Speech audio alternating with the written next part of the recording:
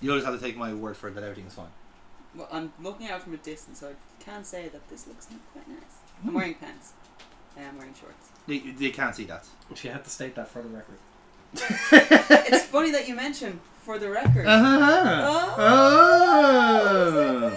Guys, welcome back to Nerds Are Us.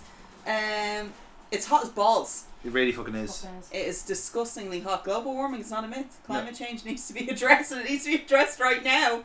We're not built for this type of heat. No, we're not. Anyway, that's why we're all... Except for Australians. That's why legit every single one of us in this room are wearing t-shirt and shorts. In fact, my normally oversexed and hyperactive dog is now collapsed underneath us out of shot. And I'm literally only half dressed for her this time. I'm surprised. Yeah. Which she has actually scraped me for a few times already. She's marked you. She's marked you. Yeah. I am She's her definitely bitch. marked. Yeah. Oh, I'm That's her why I bitch. have bruises. She's a fucking mountain goat. Yeah. We love you, I Tina. see you. She's currently staring at me. Yeah, like death glare under the table So here. you swore you'd never tell. No, death glare. Just, Panting. oh, that's actually worse. It's like... Yeah. She's never going to run, so... Oh, yeah. I can see now if she's alright. But yes, we're here to do a finally on the record. Yes. Now, some of the most observant of you will notice that our previous Casey winner... grew. Yeah. Significantly. I will say... And I changed pigment overnight. So, yeah. So you're just wearing a lot of paler, that's the thing, like, yeah. I mean, I like the hair now, in fairness, but you know, works. To be fair, he would not have been able to rock the panda onesie here. No. That's actually why he's not here, is because he always wears the onesie, and it's just just too hot today. Again, the dog flops on the ground in front of me. Me is Dyson. Yeah. Dyson. We is Dyson. We're Dysons. Dysons here. We're all We vacuums. need an absolute fan. Totally sucked, yeah. But yeah. So, Casey, while he's not here, he has picked a topic. Yeah, you are the next of kin. He has picked a host, which is moi. Mm-hmm. And it's a really good topic. Yeah. It's actually a really, really good topic. Mm. So, to kind of ease us into this, right? So we've all been to a wrestling show. Yes. We've all been to a movie. Mm-hmm. We've all been to an event that has made us pop. Right? Now, what Casey wanted to do was, what non-wrestling moment made you pop? Non-wrestling moment that made you pop, right? So an example for my one would be when I went to see Avengers Endgame. Oh, yeah. When everyone came back. Yeah. I fucking popped. Like the assemble moment? Yeah. Oh, Jesus Christ. Like, I lost my shit. Fair enough, so did fucking everyone in the cinema, so it's like, it's one of the collective moments. Yeah. So, I mean, the majority probably is going to be wrestling, but what moment actually generally just made you go? Well, this is the curious thing, because Casey did actually provide an example as well. I thought I'd keep it for the recording. Oh, okay. And he said, again, considering you're the host... When he saw me take my pants off for the first time.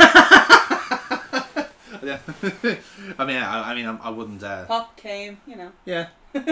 both are the same, really, when you think about it. You know, mechanically are the same. No, it pops up first and then... Anyway, what right, anyway, so... yeah. It's like... I feel like I've just explained to him how an erection works. We'll squeeze by that. What? Considering he's the one with oh, sorry. I thought that was something else. I thought you were considering, and I was like, is there a story here? No, shut up, stop asking! Right, let's just squeeze by that and just... Squeeze real It was tight, cold, I was nervous, and I was tired, alright? Okay, what was Casey's? Okay. So, it was... The Dortiest look just got shock here as well. That was glorious. So, it was reference Sad Amy when Walter capped Devlin, and then Happy Amy at Scrappermania 5. That's what made him pop. Was seeing your very different reaction to when actually, you know... Yeah. Walter got slayed in the end. Yeah. That's what made him pop. That's a very good example. That was actually probably legit my that would have been my biggest that's actually my second biggest wrestling pop. Well, this is the kind of thing you're talking about. So, like, I saw that one live. Yes. What my biggest wrestling pop ever? Seth Rollins cashing in at wrestling. Oh, that's a good one. That's a good one. Yeah. I lost my shit because everyone else in the woolshed was so annoyed, but they were all kind of also like the one Seth Rollins mark. Yeah. It's her moment, and I lost my shit. It was great. But yeah. Yeah, like you're even trying from the realm of OTT stuff as well, like, because again, Casey kind of like reference it as if it's kind of in the wrestling bubble as well. So it's not necessarily an actual move or something else, something outside of the realm that kind of did it. And I'd like to hear outside of it because I think that's what I was thinking all myself. of our wrestling pops are all going to be the exact same. I think. Well, yeah, that's what I was thinking, because like, even ones like I'm always a big fan of the small things in that sense. So like even when I'm thinking, sorry, it's the little All things. the Yeah, small things. all the small things. but it ain't so. I will not go. And it's singing. The lights off. Carry me. Na na na na na na na. Sorry. Thank you. Anyway, I'm glad you got that in your Use of system. our car. That's okay. That's fine. Yeah, that's fair. But I was thinking back to, I think it could have been like the first or second OTT show. Like this is going way fucking back when it actually had like the likes of Wards and Tracy's and all this sort of jazz. And one that always made me like completely, I was immediately sold on the show, was this one little kind of moment, and it involved one Rocky Mack. Now he had not been wrestling at this point. He was more or less manager for the whole faction. And one thing he did was, they're doing like a rest hold in the middle of the ring, and all he did was bring out a framed picture of Joe Dolan, and he invited the entire front row to kneel and pray in front of it. Yeah, I was just like, that is crystallized fucking comedy, like. that is a fucking memory I forgot I had. But here's the thing, though, right? Because then someone takes a bump in the ring, and the picture just flops forward, and he goes, Joe! And it's just like so organic, like it was so funny the way it was, like, I've never think about any time I was over in the UK and I ran into Rocky, that always made me pop up. Ah, yeah, like he didn't even he's one of the fucking ones, work, yeah. and I was just like, I just want to hug you because I miss you so much. He's like, how are you? And he goes, what the fuck are you doing here? Yeah. He was always so genuinely happy just to see him. Yeah, I'd say so, like. Foxy, what moment have you popped, be it wrestling or other? So. Or have you been popping yourself? Yeah, sometimes I have. It's too fucking hot in this weather, you absolute. And then we treat a bit of the animal away. So Foxy, what's stuff that made you pop? So, okay, in wrestling, I'll give you my actual like a non-wrestling pop in a wrestling environment. I think that's kind of like Casey framed it initially. And then do you want to be the host or? No, I was translating. You what really you were probably saying. should have given me this information then rather than keep it for yourself. I was trying to get an answer from it, it didn't work. So yeah, but that's what I was trying to explain. So I'll give you one where like Sorry. I'm not actually involved in it. Oh, shocking. It's I don't know because it's actually from WWE, but this is genuinely like one that popped me in the last couple of years, like really majorly, and it's the WrestleMania pop for the Hardys. Yeah. Actually, that made me fucking. I just lit a cigarette outside and I heard the music and I think I'm almost positive I burnt a random stranger by flicking a cigarette at them and I legged it back in. And you know the stairs going down to Buskers on the ball? Like yes. the stairs, There. I fell down the last 5 steps. I fell, face planted and just kept running. Jesus. Because fucking like Jimmy and James were working the door still. Yeah. And they just pissed themselves laughing and I just legged it in. Because for that, like I was fully convinced that like not a chance. There's not a chance in them. Like especially with them working the show like earlier that day. Yeah, they'd literally only been at like an indie show. That's right. Yeah. So it's just like not a chance. Biggest swerve of all time. Yeah, they're just working like Working the crowd because everyone was saying the same thing, and then when they see the book and they and go, all you hear no. is. And to be fair, like the New Day played it off so. They take that step forward, and it makes you think, oh, it's them. There was something actually on OSW about this, and it was like, what would make you? Do you remember when WWE used to do like their shows and they used to have like the preview, and it used to be Todd doing the preview. Oh, it's really old. Oh, yes. Right? And it was like, what would make you actually want to buy a pay-per-view? Like if you're watching the preview, like you already know if you're going to buy it. Like yes, I and remember. They were like, if you really wanted people to buy that WrestleMania, you hear the music and then the preview cuts off. And you're like, buy it now! I need to see what happens. You need to see what happens. Yeah, that popped Buskers. Yeah, absolutely. And nothing fucking popped Buskers at that point because everyone was just dead. So, in the same theme, Edge's return to Rumble. Cena's return at the Rumble. Yes, that's a good one too. Edge's fucking return at the Rumble. I'd heard the rumours that he may be returning, but again, it didn't. It wasn't as a wrestling capacity. Yeah, it's just he was going to be showing up. Yeah, as a personality, essentially. And he made that like when Rumble is happening, I'm currently in fucking Japan, and I'm like in the middle of my room, and when this happens, I'm like, I'm trying not to fucking like shout so loud because like this is a Yeah. I was so happy for it, but like being that the walls are so fucking paper thin, Yeah. you can't. So you should have just seen me like. Fuck. I just turned really very quiet. But there are a couple like my there are a couple of my wrestling related ones that I'm not involved in. Like, there's been plenty of times where like I've actually fucking just popped. I'm going to give an even playing field in this one, so far we're on, I'm just going to give 10s around the board now. Oh, wow. So far on this one. Nice. Kira? My mind's gone blank. This is why I like getting pre-recorded, because I can actually think. That's the whole point of off the record, is you Yeah. don't get the I warning know. beforehand. Yeah, 'Cause which means that I have nothing. I left you till last. Yeah, because what? You should have been thinking. Yeah, I have All right, been you know what? thinking. Okay, 0 points for Kira. Shocker. If you're going on a moment, let's say, just in general, life-wise moment, something that's okay. made you pop. Okay. So, like, something for me, for example, and this is, like, really, really stupid, but actually seeing my dad turn up at a stupid little school play that we had to do because he was told me he was working. Fucker lied to me the whole fucking week. I was really upset about it. And then he was just, like, sitting in the crowd with me when he had the camcorder. Yeah. And I actually put in so much effort into singing an Irish song. And I sang it wrong, I didn't care.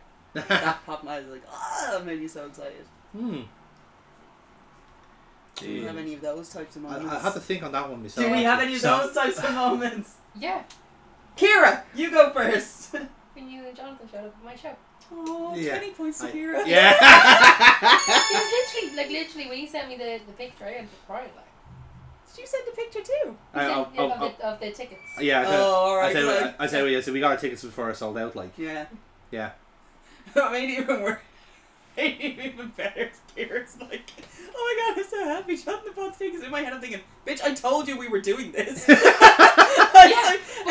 I was like, Every other friend was like, oh yeah, we'll get, yeah, we'll come to the show. Like, Yeah. Yeah, oh yeah. You we're do not the show, every right? other friend. Yeah, exactly. Yes. That's the same. We stood out from the pack, like, you know. Like every other, like I've gone to every other friend's show, every other friend's play, musical, Yeah. bingo night for a charity. I've done all of them, Yes. and no one else has ever shown up to anything else that I've done Yeah. that isn't within that group. I'll tell them to Yeah. fuck off from now on. That's why I'm not friends with them. Good. Sorry for you to find out now, but you know. So you had to find out this way. If you're wondering why you've been ghosted, there you go. I'm the one who's been left on red, so fuck them. Okay, finally on the record. There's a lovely bit of heat there, isn't it? Huh? Cool it down a little bit, get that ice. Even the ice is melted. The dog just stopped chewing. Tina's like, oh. The dog went, oh no, she didn't. Oh yes, it's down. About fucking time though. Foxy. I have one, and it actually is recent. So my daughter's birthday was just the other day gone, but Happy belated birthday. but so she is now 16. Yeah. Sorry. Yeah. I'm not laughing at you, I'm just laughing at the situation. I'm laughing at your So, circumstances. Yeah. You're a teenager. Like a proper teenager. Now I knew there was an event coming up that now she didn't say particularly that like she wanted to go to it, but I knew for a fact. She was dropping hints. No, she wasn't even dropping hints. Oh. It's just that like that I knew she liked this artist, and it was just like, okay, so then cool. And to be fair, like I grew to actually really like the artist as well in terms of the music. But like what I did was, as a surprise, an early surprise, I got her tickets for Is it. this Billie Eilish? No. It's Youngblood. Oh, I do like Youngblood. So, No relation. That's why. Do you ever notice every time when you're like Nathan Youngblood, I always kind of go. That's what I'm thinking of. It's all that and 5 Seconds of Summer. it's also that, but I'm also reminded of the actual Nathan Youngbloods, like the I can't remember his name. Was it Mark? Mark Frill. Mark, yeah, Frill, yeah. I always He's remember fucking him. cool. Yeah, Man. good lad, yeah. But yeah, as an early birthday present, I got her tickets to it. So me and her were gonna go to it, and she had no clue. Like in the couple of days leading up to it, I decided, fuck it, because I wasn't sure if I was gonna go if I'd have the money to do it. But the night before, purchased the tickets. I said to the mother, I was like, don't tell her anything, don't say anything. Literally, Just on you. just all you have to tell her is like, look, then I need her to go out with me. Like we're going somewhere. It's like. I'm bringing her to a reform school. Tell her to pack a bag. No questions asked. Homer and like, fucking Bart. Little shit that because like she nearly fucking got it. Like she kind of guessed it. But she kept asking, it's like, where are we going? Like, in what way? It's like, it doesn't matter. It doesn't matter where we're going. Like, do I need to dress a certain way? It's like, look, not fancy, nothing like that. Like, literally just something practical. That's all you need to wear. And literally a couple of hours before, like, we've to head off. It's like, right, sit down. Do you want to know where we're going? Sure. Right. I got you tickets to Eaglewood. And the face on her, like, it went from being like the actual, like, the air was sucked from the rooms, the hat was hitting the ceiling. Yeah. Like, proper, like, this was like a proper just like, oh my god. I was, like, was not expecting it in the slightest. That was me when I got Springsteen tickets. Yeah. But straight away she jumped over and was like, gave me a hug, so I was like, grand. That's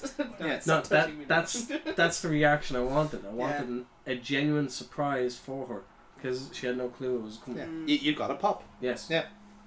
And so that's my most recent one. That's so cute. Yeah, that's nice. 10 points to Fox. On the same trend, right?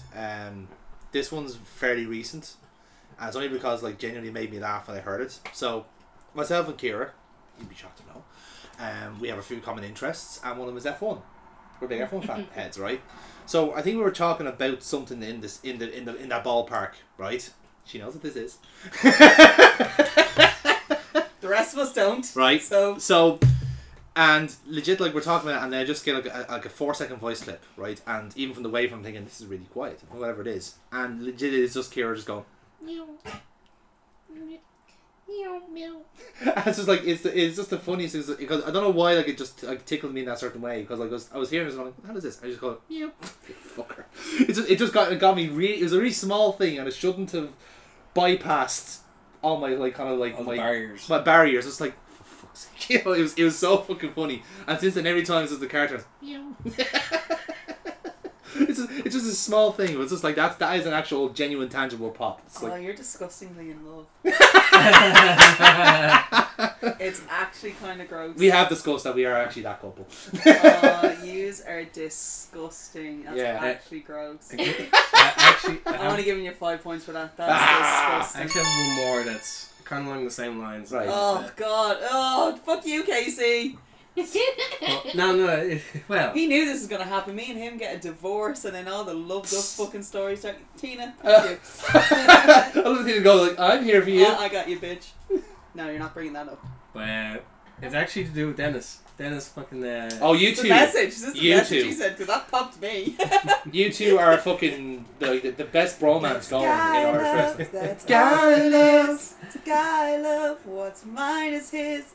There's nothing gay about it in our eyes. I'm allowed to call him chocolate. Fuck off, I know. Okay, sorry. Well, like, you and Dennis. no, like, Dan Curry. He knows full well that like there's a particular like story like that it when he does. Sorry. now she's making her own jokes. Like, I popped myself. yeah, there you go. Okay. Anyway. 5 points. 5 points for popping yourself. No, but like he knows that there's a particular like Jim Cornette story that actually just it cracked me. Yes, go on, tell the story. Like, but because of that, like for Christmas just gone, he decided to go out and get me a mug, and on one side it says Foxy, the man, myth, legend kind of thing. On the other side, some kind of whore, like law elongated, like E's, like whore.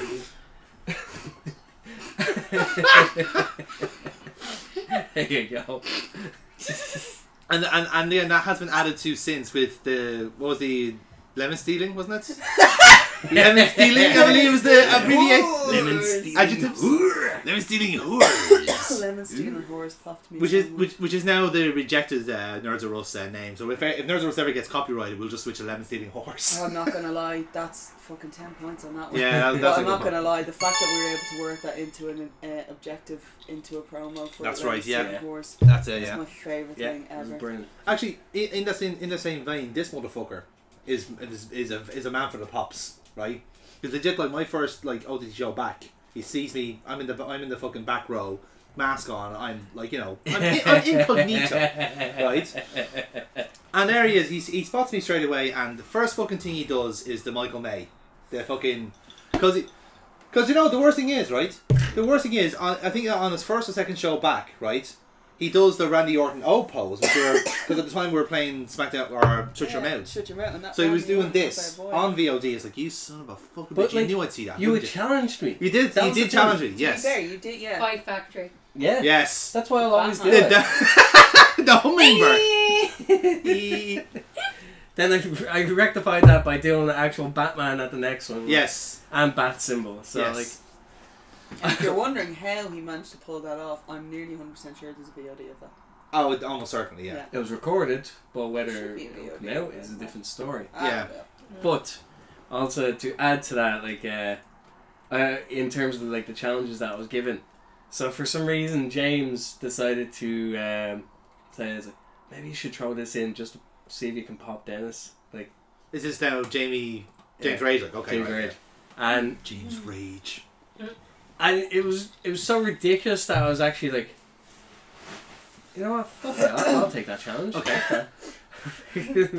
So like midway through the next show that I'm doing with Dennis, he's about to do his announcement, and I'm just like, it's like there's a lot going on. It's just like it's like 1, 2.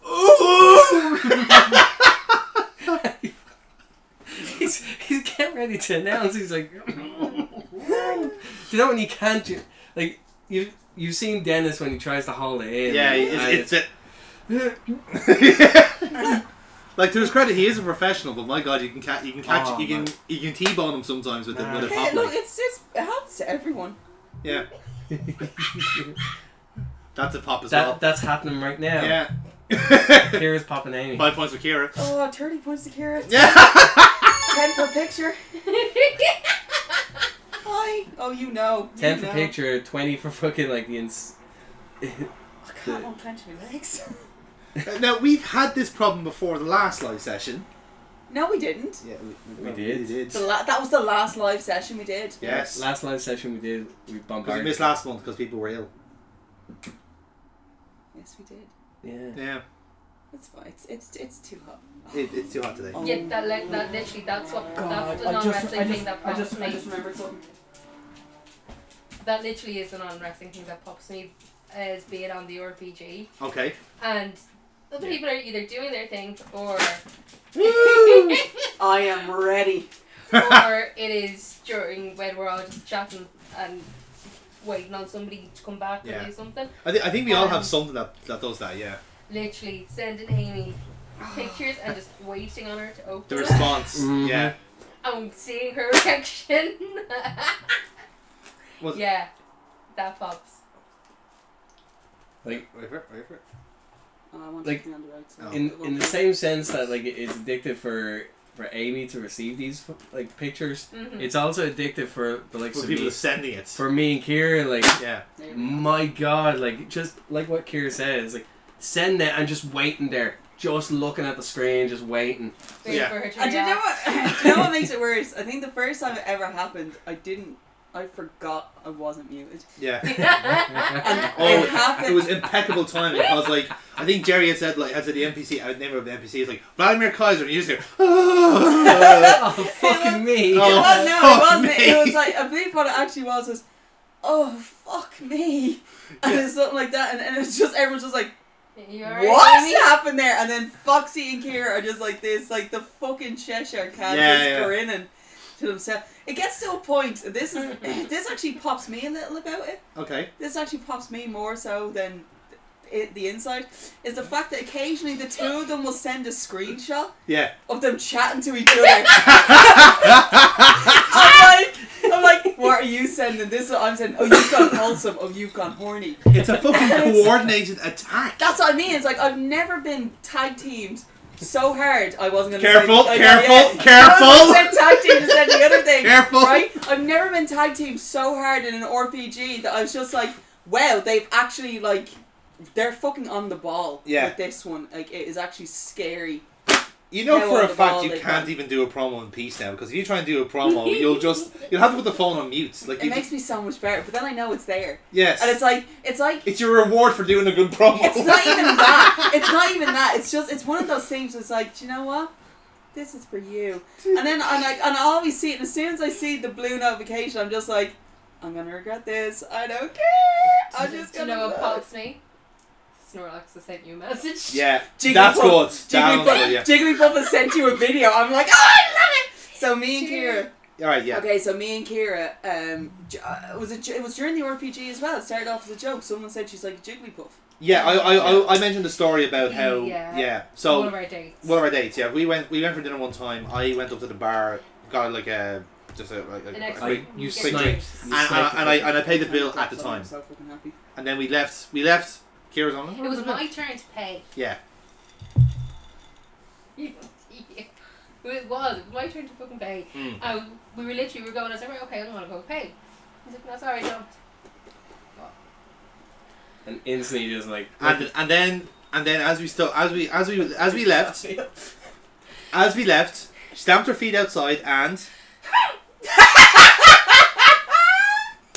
they told us this story, and I was just like, oh, I'm changing her name. it was that. So that proceeded to me to change my name, to change Kira's nickname in my phone from Kira to Jigglypuff, right? And then we were talking about it, and I was like, there's only two ones really that would kind of mimic me. Yeah. Either Snorlax. I don't know. He's kind of Slight out of shot. Yeah. So we had Snorlax, or my other one I said was Psyduck. Yes. Because I'm just riddled with anxiety, or I'm sleeping. So I mean, either one fits really well. So I mean, Psyduck is free for either one of you to use as a nickname. But yeah, she's like, Snorlax sent you a fucking message, Jigglypuff sent you a video. It makes me grin every fucking time I see it. Because I know what type of, I know what videos I'm getting. Yes. I'm going to be getting fucking TikToks of really cute dogs, or I'm going to be getting videos of Tina. Yeah. Or if it's a photo, it's going to be a good photo. The fucking Jensen and stick approach. I like it. Like, it's like, here, yeah, you want a picture? Oh god, it fucking makes me drool. It's like, I actually forget to like swallow saliva. It's like in those situations, it's just like my mouth just gets really watery, and then it's just like,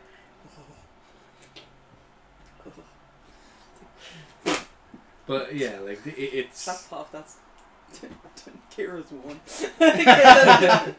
Like they're the type of pops that recently that like just it's very hard not to put. It's like when you're just trying, like, legit, and it's not even those things. It's like, you know, it's like it's a serious thing, but it's also not a serious thing that we're doing, sort of thing. Like, it's a laugh, like we're having a laugh with it, sort of thing. Oh god, yeah. And it is just really funny. It's just like when you're that comfortable with a group of people. I was like, you know what, I don't even give a shit anymore. Like, Unless it's Five Factory, I laughed and like, I seen it. Yeah, that pop because I was like. So, she's just at the saying it there. Yeah. It's like a recent like show. Something made Kira laugh, and instantly I could hear it, but like straight away I seen her, and I was like, I fucking heard you, and that popped her more. Yeah. Actually, I think mine and Kira's and Ali's laugh. And I was about to say, like, it's like the three pops all in one go. Like, it's like it's almost like a fucking keyboard. I think it was a situation one time when we were at like an OTT show or something like that, and I think I started laughing at something, and when it really gets to me, I snort. And then what happened was the joke had kind of made its way down to Ali, and she did the donkey laugh, which is the that laugh, and then Kira, she's like trying so hard and she just lost it, and then it's just like the squeak. I went back. So you literally have a pig, a donkey, and a mouse all all sit in front row at a fucking show. Like. Old Joe Crowborough had a farm. Yo. You pop up and then there's points for you. Hey. I actually went back and I've seen the footage. Thank you. I seen the footage of fucking like Don Marnell when he does the. Well. I smashed your ma's box last night. Yeah. Go on, Dion! And did. Ali literally like just chanting about my mother. It popped me though. I'm not actually a pig. I I'm don't. just checking that you're okay. Oh, I think she wanted to. Although I think I got you the best with the triple barrel last time. The which one? In the. Oh, eat me, bite me. Oh.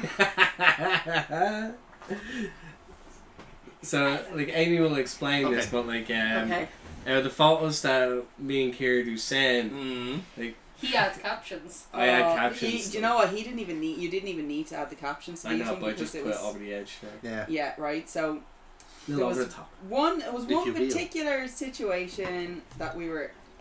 Was I having a bad day? Yeah. That day? Yes, yeah. Don't fucking dare knock off the hat, please. Thank you. It's not animal abuse. She's oh, bang my fucking elbow. She's used to me doing that to her. She needs it. Yeah.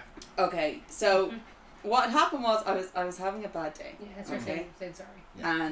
And Foxy and Kira knew, everyone in the group chat knew that day, and there was literally he sent a barrage of gifs of Jensen. Don't say that word. Jensen in very compromising positions, and I was literally on edge, right? And I say issues. It was like gifts from shows and stuff like that. Like, so I mean, and then all of a sudden he sent, bite me, eat me, blow me, right?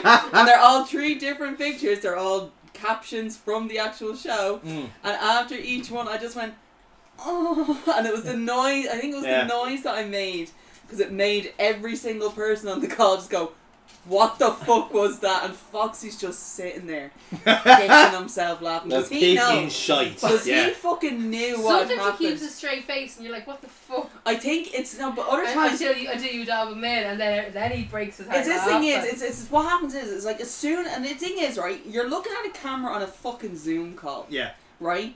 So, I mean, realistically speaking, if you're looking at your camera, you're looking at everyone, but he knows, right? I very rarely will look at my camera. I'm always looking at whatever I have on the TV. I'm very spaced out, or I'm looking at my phone. So the only times I will generally look at the camera, this fucker knows I'm looking directly at him. Because I've gotten something. And he immediately starts giggling as well, because he knows. Because he knows. Yeah. She's seen it, she's popped it. It's done. And then other times there'll be a situation where I'll already be laughing. Yes. And I'll look at the camera, and then Kira will. That's when I'll catch Kira's eye, and then Kira will start to laugh, because you know if I've already started laughing, it means right I've been got with a wholesome one, and that's Kira's doing. Yeah. If I make a really really inappropriate adult noise, it means Foxy has really gotten me good. And on the rare occasion, we switch. Bitch. We switch. Oh, on the rare occasion they'll change it up. It's like it's like 2 hours beforehand. You going horny or wholesome? I'll go horny this time. Okay. Well, check the weekly rota. Yeah, no, you're down for wholesome this week. And then one day, the 2 of them were going really fucking kinky. I was like, no, this isn't fair. I was like, no, one of you is meant to be doing the wholesome one. There's no balance. Is that the day that I pulled out the Impala picture? Yeah. Yeah. I had to turn my camera off. I actually had to turn the camera off and the microphone. I had to mute my microphone because I literally had to walk around, get like a glass of water. Remember the day I was like, it was one day I downed a can of fucking Monster. My mouth went that fucking dry, and it was one of the ones that you sent me. And it was it wasn't even the picture. It was just the caption that he had with it. It popped every fucking nerve in my body. I was like, fuck me. And all you hear is him was like, yep. Well, like I know I've gotten you a couple times on like the Zoom calls, but I got you last time with the triple barrel. And that was Mortal Kombat fatality. And you said it's like there was no need for the triple. It's like, why did you? There's no need for with the three of them, they hit me at once, and he goes, yes, there was. There's always a reason. And then fucking Casey just like torpedoed you like that in the end. he came out of his box and fucking just started going to town. Christ. He went to town on everything. At that point, I was just like, oh my god, I'm literally getting it from three people now. Like, Yeah. And then what made it even better was it's just Jonathan just been like, well, wait until these are done. And I'm like, they won't be done though. That's the issue. Yeah. They will never be done. It's like, fair, good point. And then we just continue on as if nothing had happened. And every now and again, all you hear is, oh. But by the end of it, you were literally like this. I don't know how much. Oh, that was Cards Against Humanity. Yeah. The last session of Cards Against Humanity. Because there is a separate session on the channel, by the way. That's not the one that you will be seeing. Yeah, there's a, yeah. Just to be clear. So. That hurt. Yeah. That was painful. That was That was a painful. bit too far. Oh, I had a great night when I went home. I'd say you did. Not a bother, like, yeah. Oh my god, pop after pop after pop. Fucking snap, crackle, and pop more Oh, like. do you know what? 30 points to Amy. I got home at like 1 a.m. I didn't get to sleep until 3:30. I was having that much fun. Oh god. Oh, I think there is a situation now when you're like, which is better, to pop someone else, or to have that pure moment of being like, I've been waiting for this for so long, it finally happened, and it's a pop. I would go with, I suppose they're kind of the same. They're both in a sense where you're waiting for someone to see something. It's like, I'm a fucker for Christmas presents, which you probably I've noticed, yeah. I am a bollocks for doing that, and they're very bespoke and they're very specific to people, right? My fucking hands were shaking when I got the last present from you. Yeah. And it led me to getting a more. knife, a blade, and a journal. It's the I got the John Winchester journal from the same shop. It's really good. Just to be clear, it was the Cult from Supernatural. Yeah. That's what it was. But like I said, I'm very like that. I used to have, like, especially with kind of groups, I tend to use I think I might get the Equalizer. Ooh, nice. I'm holding off on it. I don't know what it's going to be like if it's from True Customs. So say for example, right? So I've no problem saying this because you probably won't watch it, but for Neil's baby is one in a couple of weeks. I have literally, because his nickname is LeChonk, I've got him a piggy. His nickname is John. Okay, yeah, sorry, yeah, his nickname is Chunk. Well, we call him LeChonk. We call him LeChonk. It's from Monkey Island. Yes. Okay. Oh, LeChonk. Yeah. And Bob. So, but 2 points each. 2 points each. But the thing is that from the new Pokemon game coming out, there is the generic Pokemon is called LeChonk. It's a little pig. So I'm after getting him a little piggy bank of a LeChonk. Oh, that's so fucking cute and wholesome. Yeah. Points to Jonathan because it includes a baby. But here's the thing, right? So I've used to do individual gifts and then say do a group gift. So 1 year, let's say I did a custom Monopoly board and it was just for our own kind of group. And then another one. You just to piss away, don't you? I do. I'm financially responsible, Amy. I'm a financial advisor and I don't even have that much responsibility. No. But yeah, and then one time I got group hoodies and stuff like that. So and apparently they're still very good quality. And the only merch we've ever done.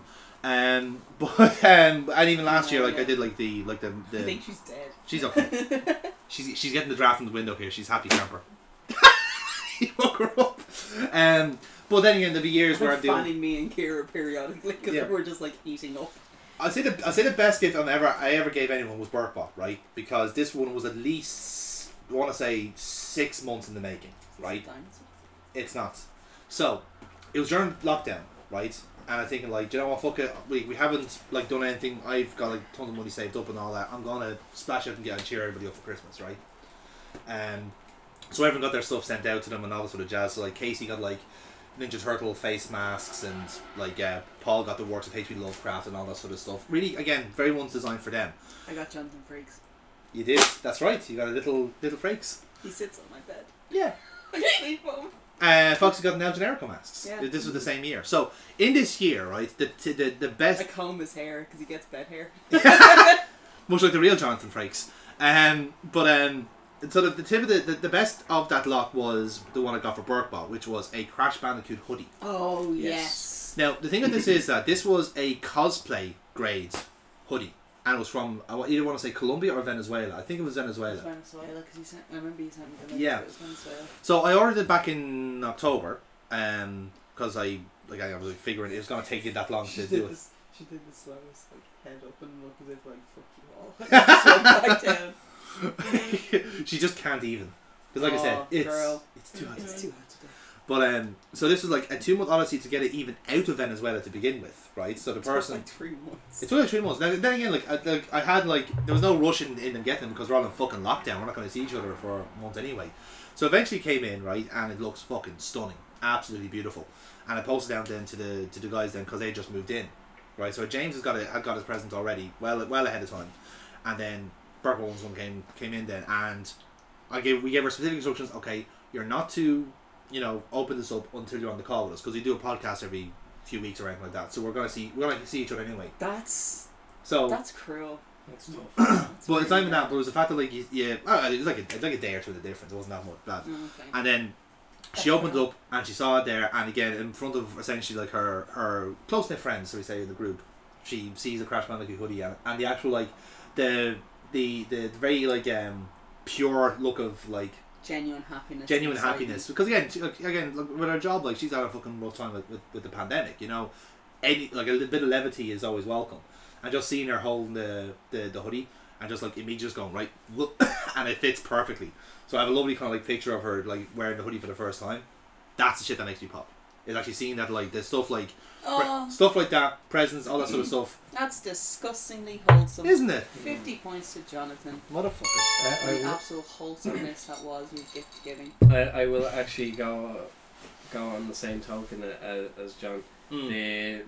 Literally with Christmas just gone, I think I had more fun just popping yous all with your presents. Yeah. Now, I have to admit now, I haven't looked at them yet. yours like you nearly fucking like right, I'm gone, bye. Gone. It's like She didn't want to let go. yeah. I like that. I like those presents. That was a savage bit. I really enjoyed that one. That was And I knew that one was like get you. It was just like but I didn't think it's like I knew you would be into them. Yeah. I didn't think it would pop you as much as it did. I mean, like I'm shit at gift giving. It's not a skill in a sense. It's just No, it is a skill in Yeah. certain people. maybe for certain people, I don't know. like because I mean like I got you.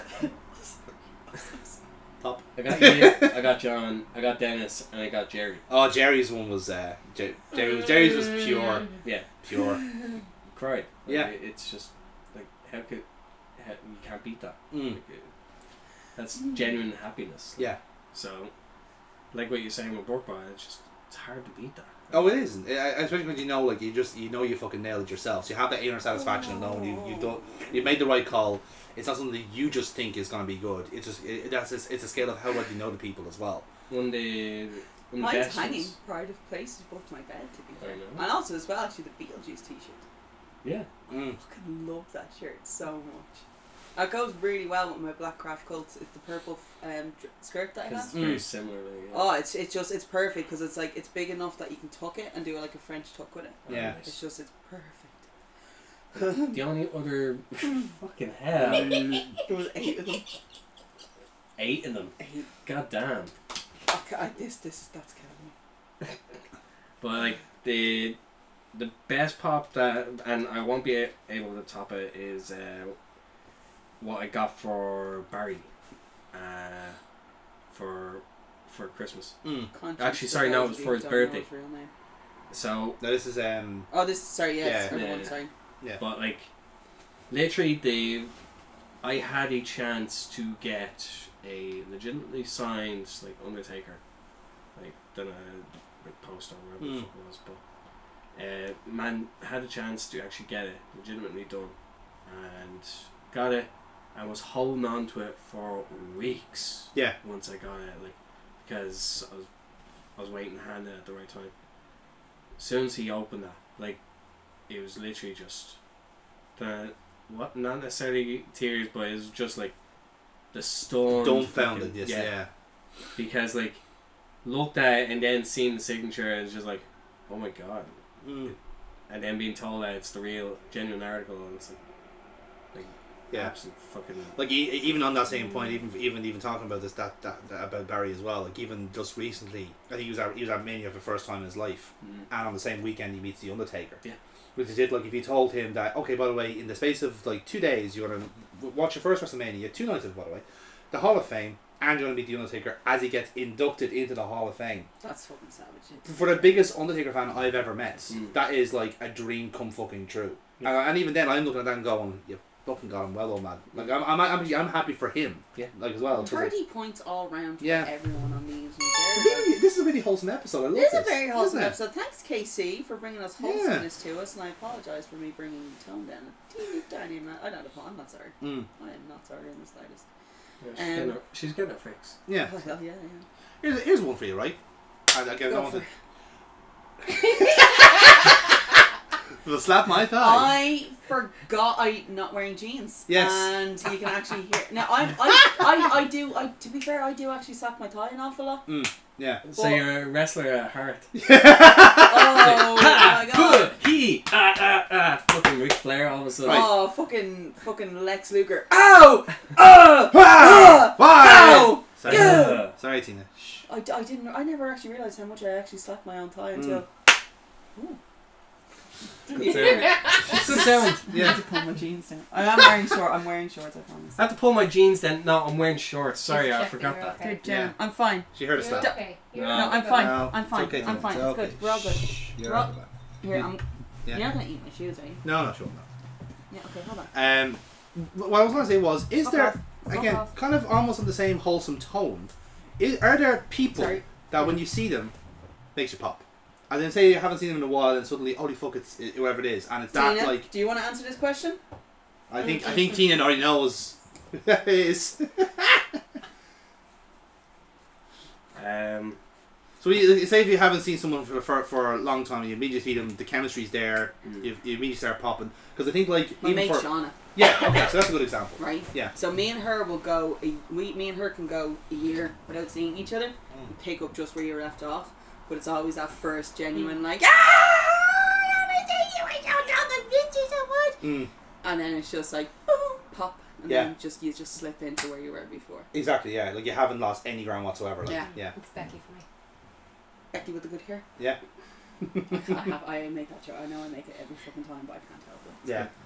Like It's very tough. You probably have a couple of thoughts considering with the wrestling circle. yeah, as well. like wrestling is actually it's brilliant in that sense because like you could go for years without seeing someone and you'll pick up right where you left off. But Yeah. like, there's a couple of people that like genuinely like anytime they're over like and I see them, it's. Did you see that too? Yeah, I saw it. She literally just sniffed my foot and just went. Yeah. It's a really hot day today, guys. Yeah. Clean socks. But I showered before I came, I promise. but yeah, Yeah. the Owens twins when Casey and Leah, yeah. when they do now, not Lee more so because like she's staying in Scotland, but Yeah. Kelly more so like because she's comes over the odd time, but genuinely like the first time we had her work in OTT, which was in the Tivoli, was the first time we'd seen her in. Jesus, I want to say 3 years. Yeah, because she, like I said, she doesn't outside of like because what the time was they are just living in Scotland now, so yeah, they would have missed a good few years, like Yeah. So like I think it was like 3, maybe 4 years About that, they've yeah. been gone. But like first time seeing her like in so long straight away, like fucking like proper like like nice. like the proper one, you know, like where they jump into your arms. It's a legit like jump. It's like when you see someone at the airport. Oh Do you ever have that reunion when okay, so a friend of ours had moved to Australia, and it was like a permanent move when we had no intentions of really actually seeing him again unless one of us actually decided to take the trip out, sort of thing. And as a surprise, he was like, it wasn't at the airport when we met him, but it was as a surprise. We had all gone down to Gibney's in Malahide, all having a great crack, great night, and then all of a sudden he just walked in. And I'd never seen so many lads just been like, like fucking OOC with Tremonti. Oh, yeah. Like Yeah. that type of like reaction, and just every single, just like 4 girls. There was only 4 of us there, but we rushed him, and it was like he hit the deck so fucking hard. It's like all 5 of us just went into a massive hug, and he went down like a sack of fucking shit, and we went down with him, and it was just one of those moments like I never actually thought I'd actually see this fucker again. I'm only laughing there because I'm at time of writing. I'm currently writing the radio drama, and legit the last scene I've written is exactly what you just described.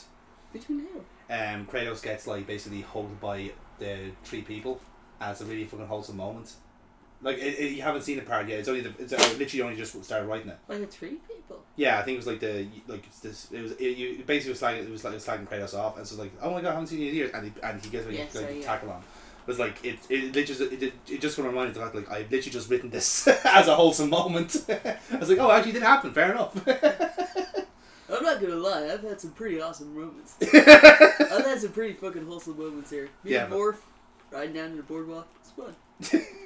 Talking about life and everything in between. I don't even have a playlist anymore. It's actually all Selena's now at this point. I'm no longer my own man. Yes, ma'am. She tells me where to go, what to do, and I am happy to follow. She tells me where to transfer in the relationship. According to her, it's still me, but I don't think it is. My name on the Oh, sorry, I'm getting really distracted now. Yeah. Sorry. But like, even like I say, like even from my limited stuff behind the scenes in wrestling, like only for the few shows I've done, like music on whatever it is. There's one guy that always used to crack me up, and that was was either Gilligan, I think it was. And legit, like I think it's only because of his accent, because like he doesn't look like a wrestler whatsoever. He's just like a normal like bloke with a beard, essentially. But legit, and actually Jerry Saul was that as well. Everyone in wrestling nowadays. Yeah, everyone has a beard. Everyone has a beard, yeah. Like Jerry Saul was one person that always popped. He didn't have to do anything. He just had to do like a look. I was like, and he had those. He has those kind of eyes where it kind of like when Jerry's like eyes like light up, it's like it's just like you immediately pop because he's gonna say or do something funny. That's actually one of those things that anytime I see Jerry in person, that's one. I very rarely get because now that we don't really see each other as often as like we used to, sort of thing. Me and Jerry. So like anytime now I do get to see, like I was walking home from the shops one day, and this was during COVID. This was during like the lockdown stuff, and Jerry happened to be doing deliveries for Heaney Inn, and he was like beat the horn because he was delivering to a house across the road. I dropped the shopping. I was like, yeah, and it wasn't even like, oh my god, it's someone I know. It was like, it's Jerry. Yeah, and straight away I was like, I couldn't hug him. You couldn't get out of the car because obviously COVID and stuff was still a big deal. I couldn't even, and that hurt me more. But I popped so much just getting to see him. Yes. And just generally just been like, I'm so fucking glad I just get to see someone again. I get to see. When he said I wouldn't be able to hug, I get a hug again after that thing, and then I had to send him a message to remind him, bitch, you know what the twist is. And he's like, oh shit, yeah. And I was like, you fucking prick. And that's why working himself into a shoot, bro. Right. Yeah. The thing is, right, I think you might have already gone to bed at this point. No, she was on the verge. Yeah. Okay, so he's like saying literally all this thing, not being able to have a hug and all this kind of stuff. You definitely were still there, Foxy. Yeah. And then I sent him a message privately, and I remember asking publicly, being like, does he know who the last competitor is? And you were like, yeah. And you could just see him being like, do I? Oh, yeah. And then his eyes just went wide, and he just looked at this camera, and I knew he was looking at me, and I sent him a message being like, you fucking bitch. Yeah, as I say, nothing. Yeah, and I like, you fucking bitch sort of thing, and he was like, I take everything back, I'm so sorry, I forgot. I actually genuinely forgot about it. I was like, and he took away the puppy cuddles. I didn't give a shit, but he was like, as soon as he was like, no more hugs for you, I was like, I was Ralph Wiggum. Thank you for allowing me to make that meme. Here, check it out, Lise. You can see you can actually see the moment Selena's heart breaks in half. Thank you for that. But yeah, but like Jerry Saul's one, and then Gallagher was the other one, because I think he was from Cavan, I believe, and he has that accent that it sounds funny when he's talking fast, and he had been at the point where I think he was managing Maxi, I want to say, which was Conscience, and he was. That makes me pop. Yeah. I know. Because I still refer to him as that around you. Yeah. I think it's like someone's like, his real name was Carl. What? Who are you talking about? His name is Carl! His name was Barry. No, that's the other one. Then who the fuck is Barry? The other one. He Oh, was right. also known at one point as MaxiPad. MaxiPad, yeah. Because his nickname was, his ring name was Maxi something, wasn't it? Maxi Maximus. Maxi Maximus, that's what it was, yeah. And, this is a name that he picked. What? He picked it! Yeah. Conscience. What's wrong with you? Because he's an idiot. But 25 points to Foxy. can we give minus 25 to Conscience? Minus 100 for going for a new maxi pad. No, he didn't call himself MaxiPad. No, but He opened the door to be called MaxiPad. Oh my God. It didn't help when the promoter fucking did it. Yeah. Hold on, to be fair though, blokes do turn into tampons at least once a month when they're inside a girl. So, there you go. Anyway, so, but yeah, like... You're just walking dildos, get used to it. Okay, that's fair. But to be fair, like, the moment that always pops me is, like, there's, like, I think it was like one of those kind of gym shows they were doing, like, legit, like, there was, like, 10... There was like 10 people in there, and I keep remembering this in particular. It was, like, genuinely, like, one of the most, just, like, naturally funniest things. Maxi's just there in the middle of the ring, just getting bollocked by Galligan, and he goes, like... And legit, like, he's, like, on the fly doing a promo, and he's doing it so quickly, snappy, like that. It's like, gonna slow down, man, a little bit. And he just goes, and you know what? He didn't listen. Do you know why? You're a bollocks. And just, like, that just gets me every single time. I don't know why. Because, like, I'm expecting an explanation of, no, you're a bollocks. I was like, yeah, I actually didn't argue with that logic. Logic will get you every goddamn Not time. only am I brilliant, I'm a genius. Yeah, that's what it was. What. But I'm also gorgeous. He's naturally, he's one of those people who are just naturally really, really funny. Yeah. You know, kind of way. Like another one I can poke out there every time I see him, Gerard, who we know more as Tony and Jose Idol. Just, again, a naturally funny person, like, you know. Did not even do anything, he was just naturally funny. Actually, seen him on a national lottery ad. I know. Yes! Yes! That popped me. That's 50 for Amy. That's 50. Oh, him on the national lottery ad. What about my mate Steve, the magician? I was like, oh my god, it's Tony fucking Idol! My dad was like, sorry, what? I was like, you don't get it! And I pulled up an OT show to show my dad who I was talking about, and then I found a Jose Idol one as well. Yeah. My dad was just like, oh yeah, I remember my dad being like, I always thought, like, when you said you were going to a wrestling show, you were going to, like, a really, my dad was kind of expecting, like, a kids type thing. Yes. But, like, because I don't think my dad realised that wrestling could be an adult show again, sort of thing. I was like, it's an adult like, let's be honest, like, it's adult pantomime. That's all it is, right? Yeah. Like, wrestling is pure adult pantomime, and it's brilliant, and it has its moments and thing. And then, like, I think at that point, then my dad really kind of goes, okay, now I understand why you're so into this, because it's your humor. It's extreme, that's exactly it. It's actually level. It's level towards what your type of humor would be. Yeah. But, like, not me and Jen, like, as an adult or something. Yeah, exactly. Like, it's actually that little, that sweet tooth in a sense. Yeah, it's like, and it's also, it's like, there's an awful lot of in-jokes in it. Yeah. That's actually the thing that, like, I think, like, going to OTT for the first time, I think it was the in-jokes actually making me pop. It's like, no one outside of Ireland will understand this. Yeah. All the characters, all the gimmicks, like... Just thrown the ice at me, I appreciate it. But yeah, like, that sort of thing, like, like, it wouldn't, like, it's a pop, but it's not a pop. Yeah. If you get me, you're like, no! It's a... Yeah. Oh, I take the hat there. Like, I think... in wrestling, one of the things that made me pop so much in wrestling... Yeah. And it shouldn't have made me pop. It makes me pop now that I think back to it, because it just makes me just like, oh, Swerve.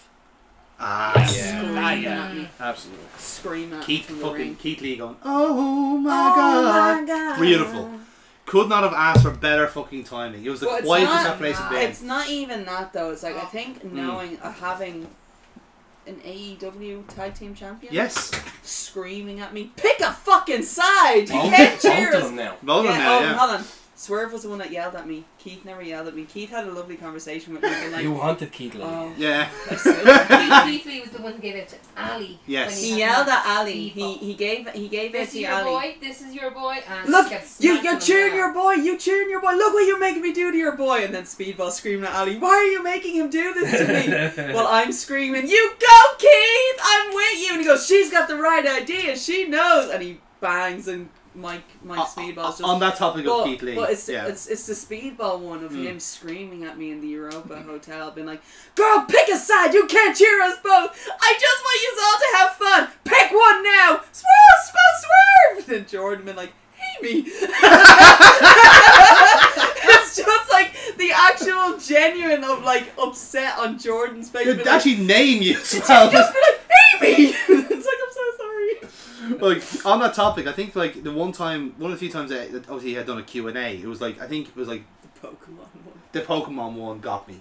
Because it's Keith Lee there sitting there chill as fuck. I think he was wearing like a Mewtwo hoodie. Yeah. Right, so it's like, so again, when someone asks like the question, who's your favourite Pokemon? It was Eamon. Yeah, because Sarah Flan was doing the spreadsheet. spreadsheet. The spreadsheet, yes, I love that. It's amazing what wrestling fans will do. It's just mad, like, There was legit, this actually just brings me so much genuine happiness, but also slight concern. Yeah. At one point in OTT, there was a spreadsheet, an Excel spreadsheet going around with every single wrestler on the OTT roster and imports who would visit. Who's your favourite Pokemon? Yeah. Yeah. I didn't know about that. Surely even the first one asked. No. Everybody. Yeah. They got every single wrestler was asked who's your favourite. This is why it was one of the Q&A questions was who's your favourite Pokemon, because they needed it for the spreadsheet. Because Keith was like, I've heard about this. Because someone had mentioned it to him that someone had asked about Pokemon. I think it was over at it's WXW probably or something. No, it was Progress. Yeah, you're right. Sorry. It was definitely over at Carrot. Well, there was one at Carrot, because there was definitely one at Carrot, but there was also at Progress, because me and Gary had gone around to him at the merch table and asked him. You weren't with us that year. So, but the reason I think one of the it was a fucking surprisingly big deal. Yeah. So I think one of those people doing the Q&A had like mentioned Psyduck as their one, and I'm pretty sure Keith Lee said Dragonite. But oh my god! But the thing is, I think literally to balance it out with that look at something very, very wholesome. Look under the table. I don't want to look under the table. I can't look at that. No, she wants to be horny. No, I can't. Oh my god! Sorry, but like legit, like I think Keith Lee just turns around to this person, and just goes, he just turns around to this person, and just goes, it's like Dragonite's pretty cool. Mewtwo's really cool. Charizard, really goddamn cool. Psyduck is just a jobber. I think even so, you said what? I actually remember exclaiming. But just what? You're just describing a Pokemon as a jobber. It's just fucking hilarious. Fair, Psyduck is a jobber. He's a jobber, yeah. But no, that made me pop in particular. Again, it's sometimes knowing that, like, not necessarily knowing, but like remembering that wrestlers are of the same age group of you, have seen the same things as you. You all have common interests. It's like you could literally spark up a conversation based on that alone. Like that's the thing. We do forget that as well. That's it. Like I think it's because like you've always felt there's a bit of like distance between because they're on the show and you're not. You have to keep away from them. No, like, if you just have a chat, you'll probably actually get on with them really well. Oh, I found out that me and certain wrestlers have an awful lot of shit in common. To the point where it's like we're gonna get into an argument over this. Yeah. Me and who was it? I got into an argument with Eddie Dennis actually over a particular TV show and like how the ending was and how it's interpreted. Okay. And the two of us had two very different interpretations to what this ending of this TV show was, and to the extent where it's just like, oh fuck you, and he took the drink back that you bought me. Wow. So what did I do? I went to Mark Andrews and I cried a little bit about it, and Mark Andrews was like, mate, she's got food poisoning, give her the fucking drink. That got me out of the food poisoning got me out of so much, and at that point Eddie was like, I'm sorry, you're right, and then I got free Junior merch. Nice. Thank you, Mark Andrews. Yeah. Because he didn't have any Mark Andrews merch in my size, so he's like, I don't have it, but if you're coming to the gig, I'll get you sorted. Actually, this one that made me pop as well. And again, I wouldn't think it would. The one time... A wrestler asking me, do you still have food poisoning? Made all of my fucking mates pop. Well, 5 points to your mates then. Fucking Jordan, Rob, Butch, Aina. Aina was still there at the time. Yeah, and Nathan? No, Nathan didn't. No, Nathan didn't make the trip, right? And we were literally standing in Ali Pali, and I was rocking back and forth at this because I'd gone I had no colour. Like, I was paler than I am now. Like, that's possible. And I had no colour at this point, and we were like at the merch stand because they knew it was air conditioned. It was AC'd at the merch. Yeah. In the merch area, so that's where we were staying. So I was like literally hanging, and I mean hanging within an inch of my life at this point. And it was Jordan was like, "Are you okay?" And I went, I don't know anymore. And then the lad's like, she's got fucking food poisoning. Like, it's been going on all fucking day. It happened like when we got to Birmingham and this whole thing. Yeah. So for the entire weekend, this made all the lads on the trip with me pop. Every single morning was the same thing when lads were turning up to Ali Pali. Did you get sick? Yeah. Are you still getting sick? Yeah, I'm still getting sick. Thanks guys. You don't have to fucking say it out loud, like. Don't and it would make all the lads would pop. Eddie Dennis would be asking, Mark Andrews asked, Jordan asked, Chris Brooks asked, Kid Lycos asked. Fucking at one point, Keith Lee was like, "Oh my God, you're still unwell," and I'm like, "Yeah," and he goes, "Oh, will anything make it feel better? Can I have a hug?" And then at that point, then it just got every time I'd walk near the merch stand, everyone was always like, "Are you okay today? Like, have you been able to eat anything?" And it was just such genuine concern. Yeah. Of being like, "Have you been able to eat today?" And I'm like, "No," while I'm necking back a mojito. And like, Jordan's like, "For the love of God, eat fruit." He's like, "Just eat some." Jordan definitely went real dad on me. Yeah. Like, will you fucking eat something? I'm begging you to just eat something. And I went, "Had grapes outside." And he goes, "That's called wine, Amy." That was good. I met a chap from Loud, Shane, who was looking at the door, and I'd met him, and he was like, "No, she actually ate grapes." It was, and then, oh, real food. You met Shane? Yes. Yeah. Yeah. He was in the room with us. Yeah. Yeah. So like, watching Game of Thrones. Game of Thrones was still on, so Claire had her laptop with her, so she set up the TV, and him and Damien came down to the room to watch it with us. It's fucking class. Yeah, Damien fell asleep on the bed straight away. Kira was on her bed. Damien was on mine, and I can't remember where Shane was. And I remember just on the floor. He was. He pulled out the seat. He pulled out the seat, and he was sitting there. So like, Damien is like fast asleep in my bed, and I'm like this. He was a social worker. He worked with youths. Yeah, we know she's dead. And I'm like trying to get a photo of him like while he's still asleep, and Shane is like making like a cock gesture at his head and stuff like, and Kira's just like this in the background. It's fucking class. Yeah, that was a great trip. But yeah, well, like one thing that weirdly made me pop is like, again, not necessarily a strange interaction with the wrestler, but just like one I wasn't expecting was with Zach Gibson. And he recently put out a lovely like kind of Liverpoolian shirt. I said, I'm gonna buy this, right? But the weird thing was, like, he was at the merch table, and he said to even himself, "This is strange for me to be at a merch table. This never actually happens." Because again, with the nature of his gimmick, he's not going to get fucking cheered at all. It'll never happen.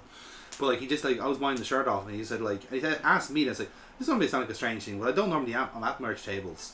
Do you want if we get a picture?" I was like, "Okay." Yeah. Yeah. Like, actually, yeah. This, yeah. I was like, I've never had a wrestler ask me for a picture. Oh my God. But like, that wasn't my reaction now, in fairness, but it was close. It's close to it. But yeah, so there was genuinely a picture of me and Zach Gibson just like going like, "Hey, there you go, mates." That's actually that was up now too. Yeah. No, please don't. But that was genuinely such a wholesome thing, like, that you know. was actually one of the things as well. Actually, Ali Pali had the same thing. Him and James Drake were there. Yeah. I remember saying to him, I was like, "Look, I can't." I was like, "I've seen you wrestle live so many times before back home. I cannot ask you for a photo, but I really want to ask you for a photo here." Yeah. And he was like, "Where are you from?" And then he saw the OTT hat, and he went, "Oh yeah, you'd be fucking kicked out of the OTT club if you did that." And him and James Drake let me touch his hair. You just have very nice hair. It's like a lion's mane. I think I know what would get me back into wrestling. James Drake just let me touch his hair. In fairness, they're getting a repackage on the NXT thing. And, oh shit, are they still there? They are, yeah. Oh fuck that. They get repackaged there. You know, like they're like Joe Gacy. You know, like that guy Joe Gacy, who has this kind of weird kind of Jonestown thing going on. Yeah, they're the two guys behind them. Sorry, hold on a second. Yeah. Gacy is the name they went with. Joe Gacy, yeah. Joe Gacy. Yeah. Gacy, yeah. He was doing that. He was doing that outside of WWE. Yeah. They actually just booked it. They just actually signed him pro bono with the name intact, like, yeah. They didn't change his name. They just changed. Well, no wonder you're going back to TV, fucking 14. You see what they're doing with A-Kid. Do you remember him? Yeah. Okay. I'm gonna do a separate on this one because I think Kira's gonna bow out on this one. Sorry, you haven't really added much stories or pops. I can't think of many. Like the only other thing I really like massively pop at is the first when the lights go down and you're going to a show. Oh, that's always good. good. The first bar of music. Yeah. Yeah, always gets me. Especially if it's Phantom of the Opera. This week, I I've been staying over with Jonathan, and Oh yeah. I was working 8 to 4, and he sends me a message, and he literally has just turned to teen, and he's recorded it on video. I think that I sent it to you. You sent it to me, Yeah, and he's like, literally, where's Tina? He says to Tina, where's Kira? Quite cruel, actually. Yeah, it was a bit much of a wait. Not necessarily, because then it goes like, okay, I'm waiting for her to come in then. But she did. They did. She went under She the literally car. checked. Yeah, that was weird. I don't know why she did that. It's like, I'm gonna scare her when she gets here. Like, literally, she's standing behind the couch here, and he goes, where's Kira? Yeah. And you can literally see her ears kind of go, oh. And she checks all in here. She expects me to suddenly just appear, because she doesn't understand. Object things. permanence, yeah. And then goes out to the gate. And then he sends me a picture of her sitting at the door, waiting. That is pretty cute. It's very cute. Yes. It's very cute. She It always made wait. me pop, but then it made me sad. But she always waits for people to come home. That's what she does. She's So that kind of at the moment, I am crap at picking out memories like that. I actually sometimes I need a prompt or I need time to think. Yeah. Okay, all round then I'm going to give okay, so I'll give Kira, because Kira was at a disadvantage here then. She didn't have a prompt on it, so I think you're actually standing on 50 anyway as it is. Yeah. Right? She's at more than that. Because More of than the that, pictures you gave him. Yeah, in fairness, Kira has been popping you throughout the. She's been metagaming. She's been playing the Tsar. She's been popping you throughout an episode where we're talking about things that make you pop. If we're going for 10 points per picture, then that means Kira wins. 15 per GIF. And she gave you a pack of 8 to unpack as if it's a fucking like loot crate you're unboxing. There was actually 8, and then there was 7, then there was 1 of 4. Jesus Christ. God damn. Metagaming to fuck here. Girl knows me. Yeah. I mean, we're at 524 now, and the last time I sent you a message we were only at 505. So I mean, fair fucks to you, girl. So yeah. How long have we been? We have time for another prompt thing. We got, the same, well, it's same one. Okay, on this one. All right. So if we're going to go, if we broaden it out maybe a little bit. to what's popped you? Just generally, yeah. You mentioned in TV and movie, so why don't we go with that then? So if you're gonna go for something that pops you in a movie or a TV show, right? So I'm gonna go TV for me, and I think, and this is going back to 2004. Okay. The ending of Friends. I got off the plane. That popped me. Yeah. I love that. They're horrible. Now I'm older and I realise kind of how unhealthy everyone's relationship is. But you know what? Yeah. Who cares? They're divorced now anyway, I'm sure. Ross and Rachel, I mean. So that like fucking popped the hell out of me. Because they finally got together. It was like, yeah, he's her lobster or whatever, that kind of shit. TV show or movie that would have popped to you? Foxalicious. I love doing that now. It's my edit point.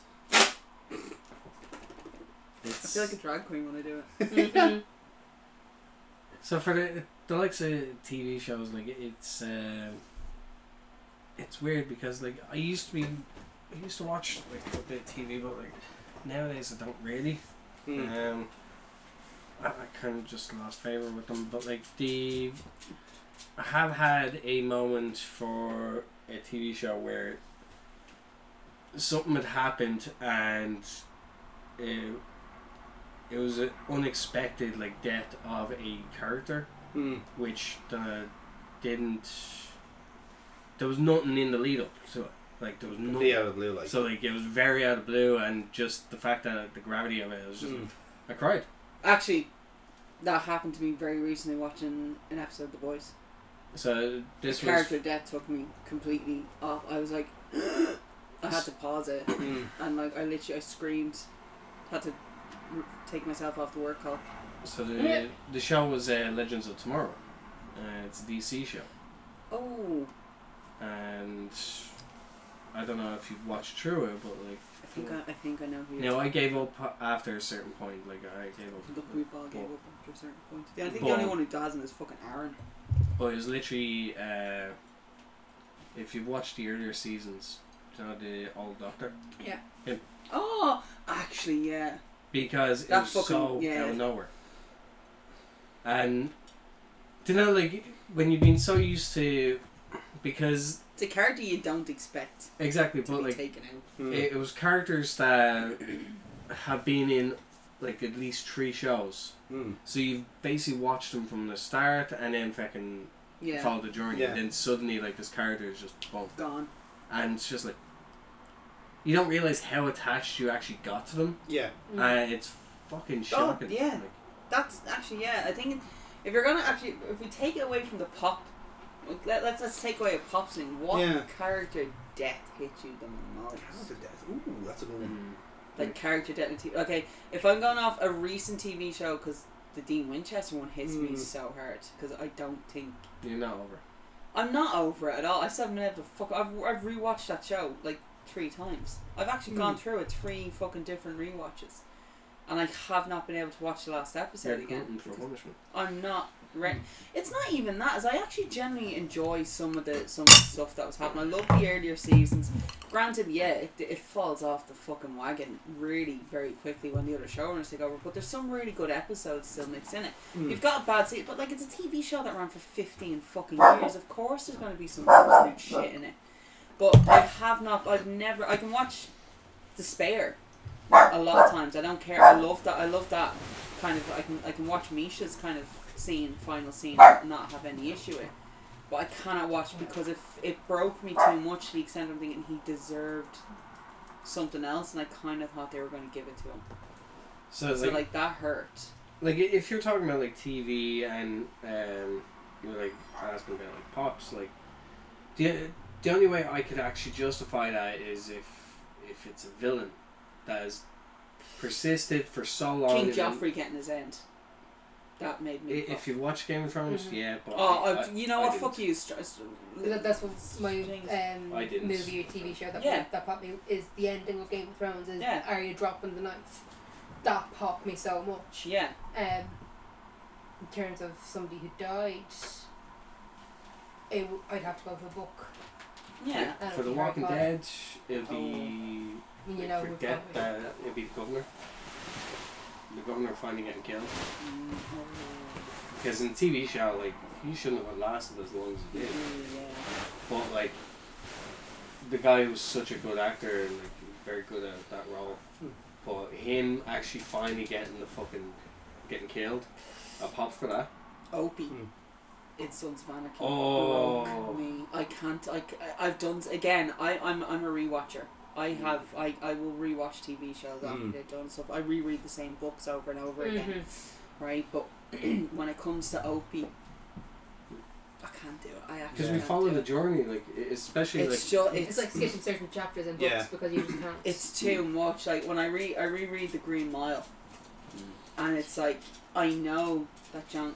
Spoiler alert for the fucking Green Mile here. I know that John is innocent. We know that it was Wild Bill that did it, and yet it's just, please don't put me in the dark. I'm scared of the dark. And we're just reading the book, I burst out crying because I know that he does not deserve. And it's like, I'm not even American. We don't have the death penalty here, but it's kind of it really kind of puts a stance on me. It's like, capital punishment should not still be a thing because, and then nowadays they're exonerating people who have been.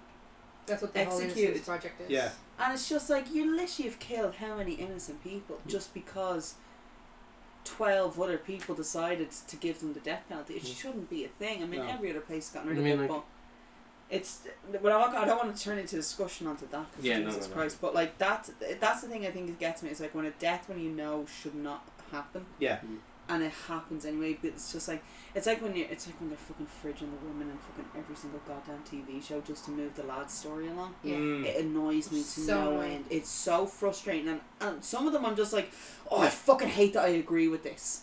I actually hate that, and some of them I agree with kind of getting rid of the female character because they have. It's not even that they're badly written. It's just like they've run their course. Yeah. It's like they're actually bespoke for a purpose. You're literally now struggling to find a reason for her, and you can't. The only way to kind of move this along is to kill her, and like an awful lot of male-driven shows do this. Yes. But it's also in a sense is like this is the issue when you have such a male-driven show. It's like well, the relationship always has to go back to what the males have. Yeah. And it's nothing to do with the women. They are literally there as a character because we don't have enough of them. Yeah. And then it will the fan base will either be like, oh, I don't like this character because it looks like they're getting too close to such and such. And then the only thing is, well, we're going to have to kill her off then. because you just don't like her, and then people get pissy. Oh, you're just killing all the women. You cannot have it both ways, yeah, you can't win, yeah. And that's what the issue is. But they do, on occasion, you have a really good, well-written character and female character, and you know for a fact she's destined for death. Yeah. Because she's ran her course, and you're just like, they're gonna kill her to move the lad's story further. So that's why Reese Witherspoon is like she hates the line, you know, where in like particularly horror movies where like something has happened and the female character turns around and goes, "What are we gonna do?" You're gonna get the fuck away from this arsehole group first off, okay? Because if you know, that's why I love Scream. That's why I love the Scream franchise, because they make fun of it. Yeah. And you have your final girl. You know that Sydney's going to be the one to survive it all. Like, you know she's coming out of it. No matter what. And I have to admit, I liked the last one. I actually enjoyed the most recent Scream 5. 4 or 5. I like 4 and 5 actually weren't that bad. They were actually pretty good for it. For the sequels, what they were. The 5th one was actually pretty. Jack Quaid is really fucking good. That boy deserves more roles. Like, as in The Boys, he's excellent in The Boys. But spoiler for Scream, I guess.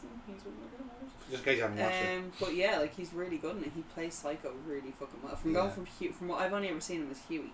Yes. You get me? So to see him go from Huey to what he is in Scream, you're kind of thinking, damn, fucking Butcher needs to watch his back with you, Psycho. It's a bit, yeah. It's also probably why he gets the role as well, because if you ever do need to show that. It can be done. That's why I fucking love Jensen and The Boys. Yeah. It's like, I've watched him for the last 15 I've watched some serious shit that that boy has done.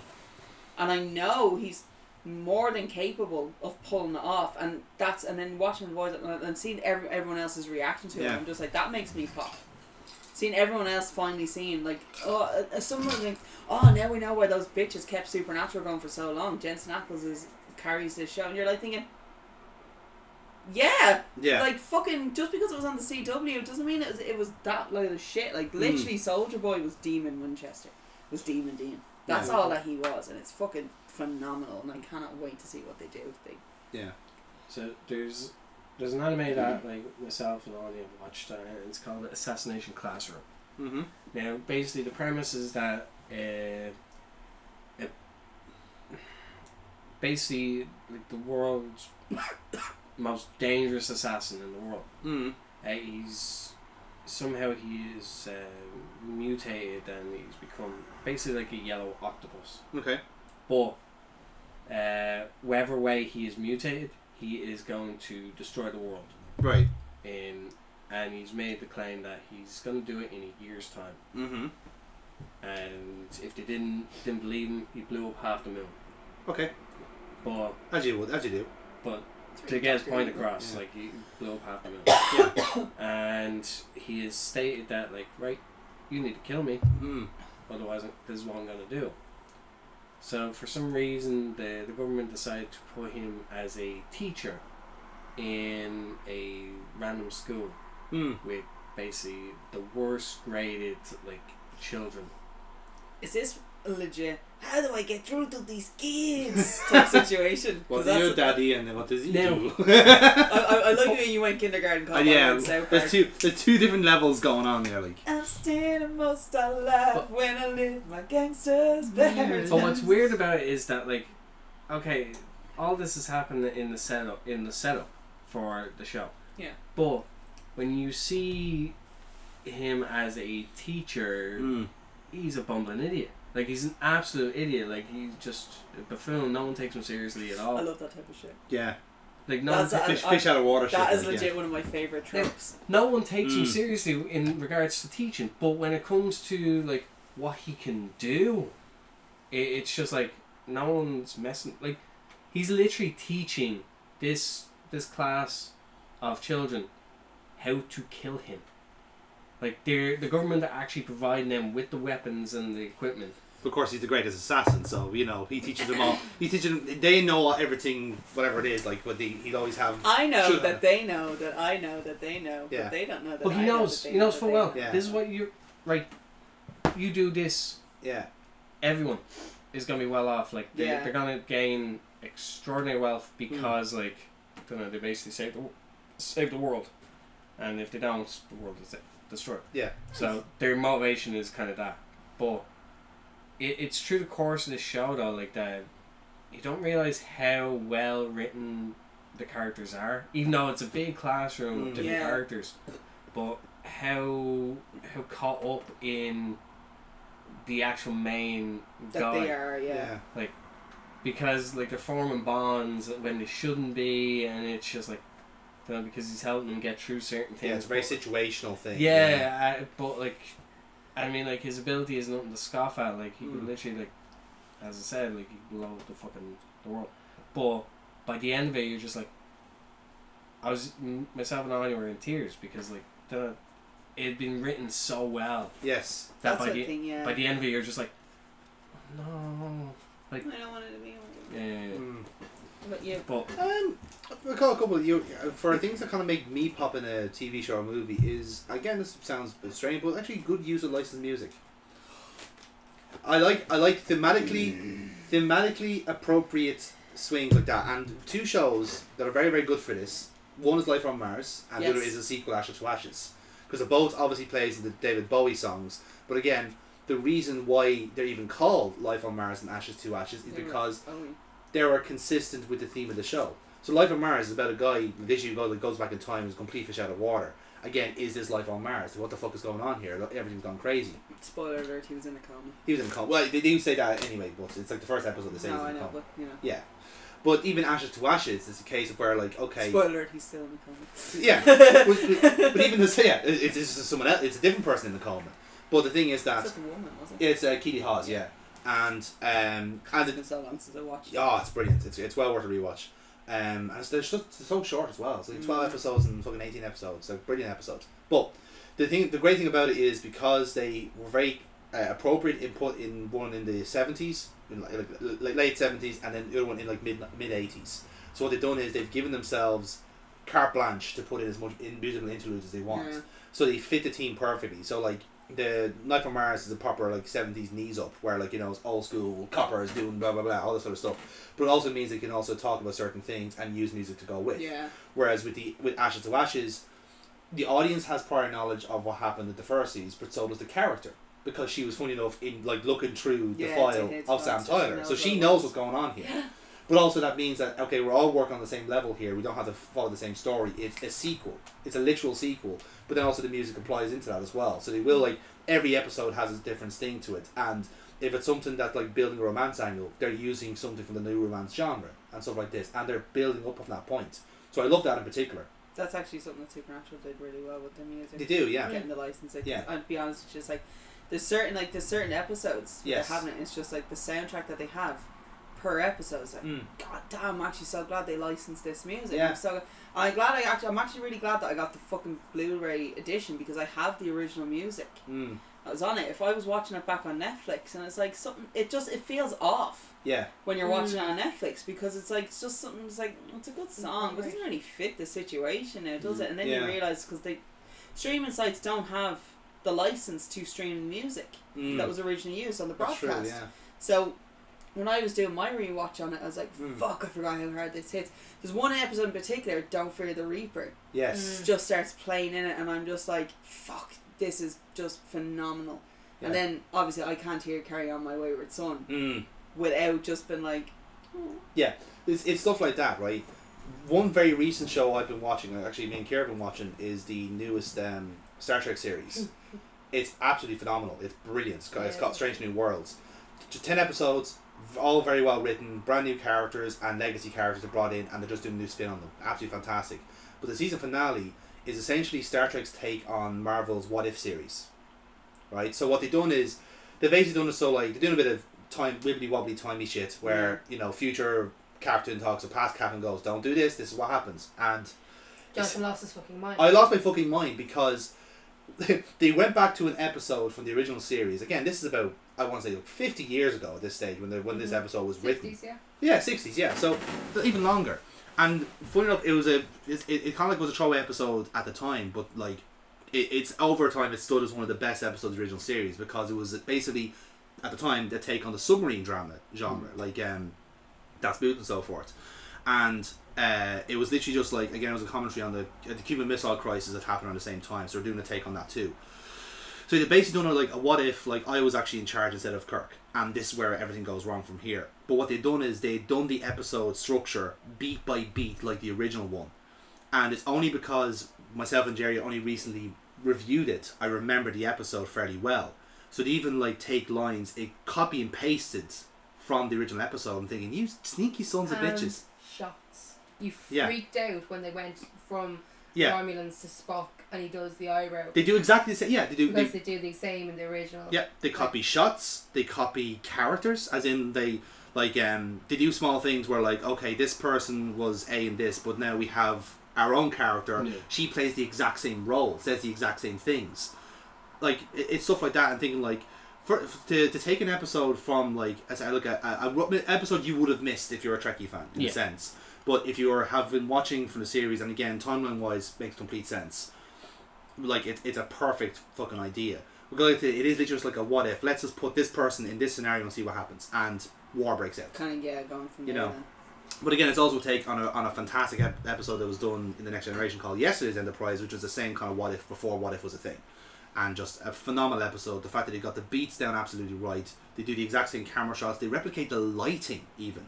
Because they they cut the lighting on this episode in the original series. It's all darkness. It's all like silhouettes, as in they just cut it on the face like that. Again, submarine drama idea, atmosphere, and they just keep it so tense. They replicate all of that, and I'm thinking that is fucking dedication to the art. Yeah. Like even like because like again like a lot of people are like Star Trek are copying a lot of what Marvel are doing in terms of their kind of like the overall presentation and their aesthetics and their promoting of certain shows. So they're all trying to do like, okay, we're just going to front load all this stuff and keep it to within the Trekkie bubble.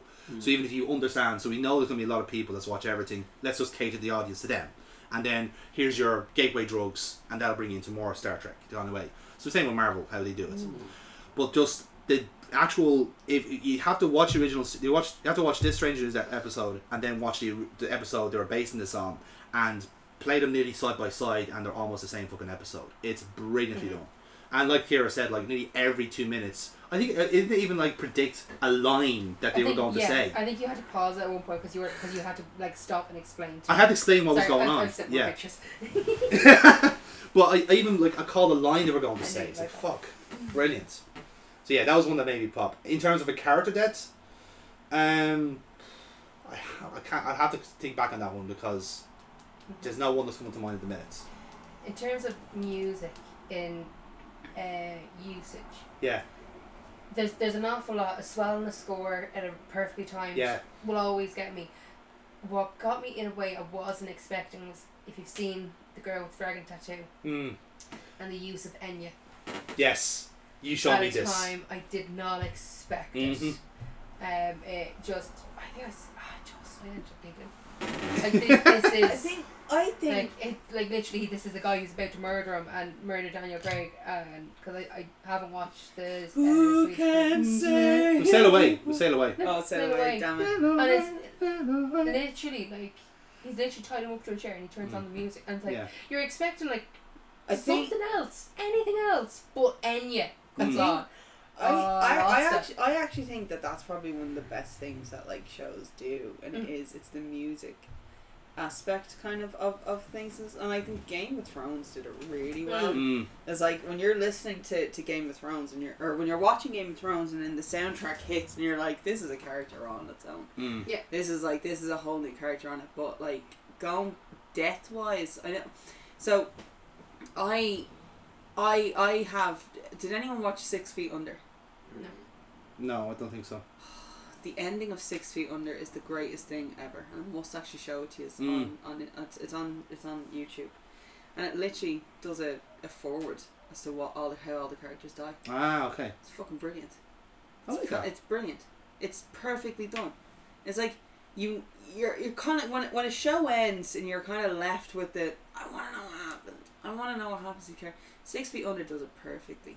And it made me pop so much. And it's one of these TV shows, if you've watched 6 Feet Under, it's literally about a family who run a fucking funeral home. They're a family of undertakers. Yeah. And it's just, it ends and you're like, no. And then the very last episode, and it's how the music works it, and it just kind of goes. And The Simpsons actually did a parody of it in one of their episodes. I can't remember what episodes, one of their newer seasons anyway. They do a parody of it. And even as I was watching it, I was like, same fucking song. They do, and it actually hits like really well. Like Bart dying at 85, Lisa dying at 100. Yeah. And it kind of works at that point, and it does it really well. But there was another one. What was the other one? Fuck, it's actually just gone off out of my head now. I've also remembered the character death. But it's just it's kind of the ways they kind of hit and stuff, things you're not expecting it. So it's like, especially on streaming ones as well. Like, I mean, if anyone's watched Stranger Things. Yeah. Oh, actually, great example. Set the pace for it.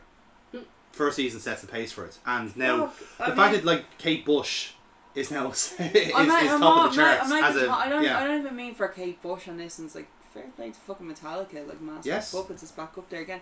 But I was watching this, and as it happens, and I was just like, no, no, and I was honest. I literally, my mom and dad are like, who died? And it's gone to a point. It's like, it's not even like what happened. Is there? Are you okay? It's literally saying my parents are now like, who died? Because they've gotten so used to me watching shit on streaming services that they know that if I'm having an absolute there's no point. There's no point. They know if they're watching me having an absolute conniption fit. Like there's one that happens in the series 3 of The Boys. Yeah. And again, I literally started screaming, no, you fucking prick, no, you don't, no. I had to hang up the call. I realised I was like on a work call at the same time. They're like, is everything alright? No, the dog's eating the... And I just hung up. I was just like, no! Mom came in. She goes, oh my god, did one of your characters die? And I'm like, yeah! It hits to... It fucking hurt. It hurts so much. On that note, the character death, Fry's dog from Futurama. Yeah. We don't talk about that Seymour. fucking hurts. Seymour. We're not talking about Seymour. That fucking hurts. I'm gonna take off points. But again, the point is the use of the music as well. I'm gonna take off points. Minus 25 points on Jonathan because that is too fucking hurt. That's too real. Yeah, but it is too real. It's we don't way too fucking Seymour. Real. If we're gonna discuss Futurama, we can talk about Philip J. Fry Jr. That that's fine. We'll deal with that. Okay, but Seymour. Fuck you, Matt Groening, okay? You did us all dirty on that one. You did not need to have that dog sitting there waiting for him. And Fry deciding not to. Oh my god, am I drunk? No. That's dogs. In a nutshell, what dogs do. That's how powerful that scene is. Oh, that broke me. I was pissed. But not a word. No word said, no dialogue, just dog and music, and that's it. Oh, it hurts so much. Question, because I was having this conversation with Jonathan earlier on. Yes. Is, do you associate particular music with particular people? Sometimes yes. Occasionally, yeah. Yes, I do actually sometimes, but it depends on. Wait, do you mean like actual fictional characters, or do you mean general people? Yeah. Actually, yeah. Oh god, yeah. I do because like wrestling. if I hear if I take the rest between Fleetwood Mac, Don't Fear the Reaper, Kansas is anything synthwave, him. My mum, Barbara Streisand. My dad, Queen. Yeah. Christopher, Gypsy Kings. Like I love that. I love that Kansas is what brings me to people. It actually brings me so much joy. Yeah. Literally, I will always end up associating a song with somebody at some point. I can't listen to Rory Gallagher without ringing Shauna. If I hear a Rory Gallagher song come on the radio, I have to ring Shauna, and the two of us will literally listen to it together, and then I'll be like, alright, bye. Yeah. We don't even talk to each other. I ring her up, and I'm like, hey, Rory's on. She goes, what song is it? And I'll literally just turn up my Spotify or wherever it is, and the two of us will sing it. What was the last one in particular? I can't think of the name of it. When I was a cowboy. Yeah. If you can't get, if you can't get, so as soon as he's singing that, and it's like the two of us, I'll just be sitting there. I was like, okay, song's over, and she goes, all right, I'm gonna go feed my child now. I'm like, okay, bye. And then that's it. And like that's literally it. And she will do the same to me. If she doesn't, Kansas wouldn't be one that would hit for her because she never got onto the supernatural thing. But if we're listening to God, kill me now, N-Dubs. So if N-Dubs playing, it has to be specifically playing with Fire, N-Dubs featuring Mr. Hudson, and if that song comes on, if that song comes on, Shauna will immediately she'd be like, "'Cause I'm playing with fire, just a minute, no you didn't, yes I did, oh, 'cause I'm playing with fire." I think you've had one very recently. I think like last week when we were recording. We went to see N-Dubs. All I have to say, absolutely, I have a memory of like getting to the venue and then all of us just been like seen missing, and then gone. Yeah, I've no other memory of it. Just to say like how that one song. That's why it has to be that song. Yeah, that one. Any song, other one we couldn't. Someone said, I remember there was a radio. Someone was playing N-Dubs on the radio on their Spotify, and I hadn't got a clue who the fuck they were. Yeah. And then she was like, "We went to see them live," and I was like, "I wouldn't go and see." And I was like, I was that fucking high. On the topic of association, I'm just gonna say a phrase here and show you how powerful mind worms are. Dr. James. Jones, calling Dr. Jones, Dr. Jones, Dr. Jones, get up now, wake up now. I-B-I-U, I-B-I-A, I-B-I-U-I. This is a running gag from last week, so. Am I wrong? No. Am I wrong? But another one, again, in that same kind of vein, is when we do have our games nights, there was a very reoccurring rib played on Neil, because Neil Spotify is, you know, like proper stuff, like, you know, fucking Prodigy and shit like this and whatever, and very varied kind of taste of music. I love how proper stuff means the Prodigy. Well, it's proper stuff, you know, like the Prodigy. No, yeah. To me, proper stuff is Rolling Stones. Yeah. Well, no, like his stuff is like proper, like heavy and like Paramount, whatever stuff it is. And again, a kind of a good cross of everything. Burpa, on the other hand, is a bollocks, because I can't believe she didn't get Sweet Transvestite. That's a separate issue. Yeah. But what happened there was didn't get We Are the Champions. Yeah. But the what she does is there's a song that she loves called Dinosaurs in Love. I can't. I can't gargle that. No, but like it's literally just like It was a game. Yeah. Oh, sorry. Yeah, sorry. I'm missing context. Oh, Sorry. yeah. We'll explain it after. Yeah. Well, but essentially, so what will happen is that this song is her in a nutshell, because it just winds up Neil so much to the point where, like, so she'll put it on someone's Spotify, it'll play. Like 8 times. Oh, well, like she managed to get 30 in one go, and literally was like, he just ruined this poor man's Spotify like algorithm, because all he's getting now is just like kiddie songs. Stuff related. Yeah. It's just like it was just a. I think also the fact that he has 2 young kids is also going to fuck up his Spotify. So she's just getting in early, really. She actually did get in early because that predated. Yeah. So well, yeah, maybe she knew. Mhm. But yeah, Tina, you're the new host now. You're taking the chair. Sorry, I really need to pee. That's okay. The dog is taking over now. Will I get like caught? Do you think I'd be able to like be caught up on the mic? Yeah, you are being caught on the mic. Yes. Okay, awesome. Okay, that's not gonna make me difficult. So I'm gonna have to put it out here. Then it's gonna end up here. I think Kira is technically our winner. It's because I sent you more pictures? Yeah. Yeah. If I'm going to go on story-wise, I'm gonna have to leave it for Jonathan. Ooh! I'll take that. So Jonathan, you are actually technically our winner.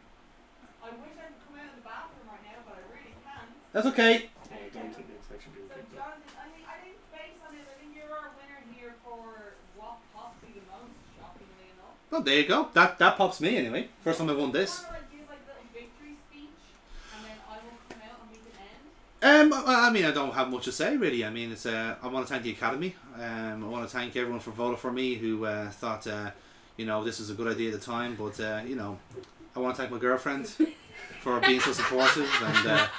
Just like Reminding him to, yeah. Yeah, head has I want to thank my parents for you know doing the business. creating such a wonderful creature that's won this magnificent award, and you know, like, share and subscribe. I will just take a cut here and she'll magically snap back here. Here you go. So Jonathan is our winner. Hey! That means you're. Ow, you fucker! Your Stop, nails Tina. are fucking sharp, you whore. Tina! Oh, ow. Sorry. Thanks. Yeah, sorry. I kind of feel like Tina. someone else should feel my pain. So you get to choose our next. Our next. Down you go. Yeah. What the fuck Prompt. is topic? Topic, yes. And for one, well, actually, these will be generally know that you actually are going to be here to To do it, actually yeah. do it. Yeah. It'd be weird otherwise. I know, right? There's a Imagine all of us just hearing Johnson. Johnson's not here. I'm locked in the house. I got the plague. But you use this place to record, like, you know what? He- yourself. He went. Yeah, to, Jesus, don't say. he went. To be fair, at this point, I couldn't even give a shit anymore. If you had COVID, I'd still fucking come around. Thanks, I guess. Hold on a minute. This. Amy needs this. Like, Amy's gonna come around anyway, just depending on where. she's gonna come, that's for sure. Yeah, that's yeah.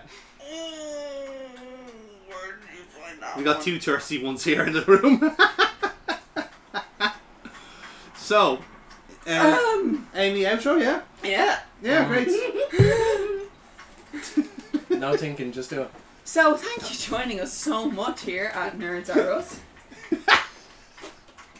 The tourist is real. Oh, the tourist is so real. Thank you for joining us, Foxy. We appreciate your prompts, or your pops even.